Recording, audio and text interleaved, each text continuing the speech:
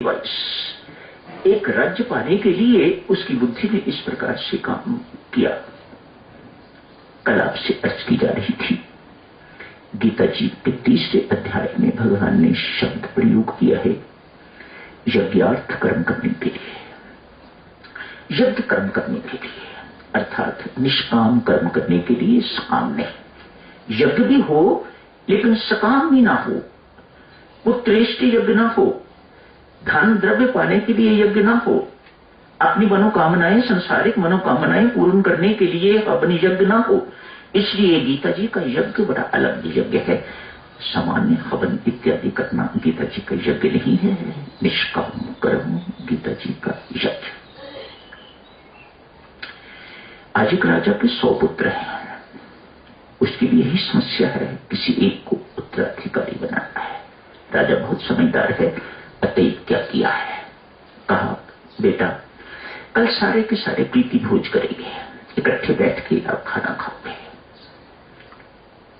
यज्ञशाला कहिए, पाकशाला कहिए, किसी में भी यही बैठ के इकट्ठे भोजन, बढ़िया भोजन बनाया। राजा ने हुक्म दिया, मेरे पुत्र में भोजन करना है, बढ़िया से बढ़िया भोजन, स्वादु से स्वादु भोजन 100 के लिए तैयार कर दिया। थालियां आगे परोस दी गई हैं। जैसी थालियां आगे परोसी हैं, साथ ही साथ शिकारी कुत्ते भी छोड़ दिए। शिकारी कुत्तों को देखकर, शिकारी कुत्तों का तो एक ही काम है, भौंकना और काटना, भौंकना और काटना, भौंकना और काटना। अतएव सभी के सभी राजकुमार अपना खाना छोड़ के तो भागे, सबकी भूख प्यास खत्म हो गई, उड़ गई। कौन अपने आप को कटवाने के लिए बैठा है? रोटी बाद में खा लेंगे, कहीं और जाके खा लेंगे, ना सही। सबके सब भाग गए एक को छोड़ के, वे भी सबसे छोटा है। राजा साहब ने सबको बुलाया, क्यों बेटा भोजन कैसा था? कहा हमने तो खाया नहीं, भूखे उठे। क्या बात? राजा साहब थालियां आगे रखते ही शिकारी कुत्ते आ गए।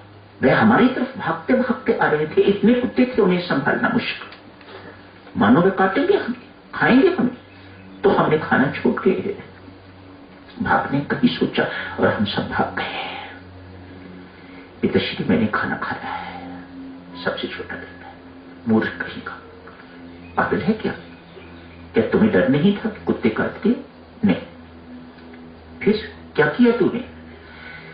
कहा पिताश्री जैसे कि कुत्ते मेरे सामने आते थे, मैं एक ग्रास उठाता था, अपनी रोटी तोड़ता था, पूरी जो कुछ बनाई हुई थी उनके आगे फेंक देता था, कुत्ता खा के भाग जाता था, चला जाता था। मैंने आराम से खाना खाया। पिताश्री, वह छोटा बालक कहता है, पिताश्री जो दूसरों की भूख मिटाना जानता है वह कभी भूखा नहीं रह सकता। जो दूसरों को सुख देना जानता है वह कभी दुखी नहीं रह सकता।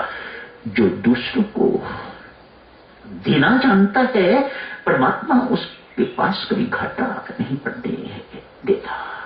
शाबाश बेटा, ये यज्ञार्थ कर्म है, ये निष्काम कर्म है। इसे गीता जी यज्ञार्थ कर्म कहते हैं। राजा साहब ने उस छोटे राजकुमार को अपना उत्तराधिकारी घोषित कर दिया। देवियों सज्जनों, सुख चाहते हो तो उसे बांटना सीखो। परमात्मा आपको बहुत देगा। प्रेम बांटने की चीज, सुख भी बांटने की चीज। जितना प्रेम बांटो, परमात्मा उतना आपको प्रेम और देता है, माला माल कर देता है।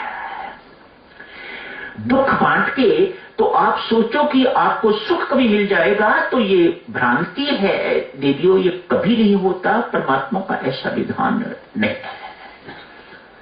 सुख चाहते हो तो सुख बांटो, फिर दुख बांटने पर आप सुख की उम्मीद करो तो ये कभी हो नहीं सकता।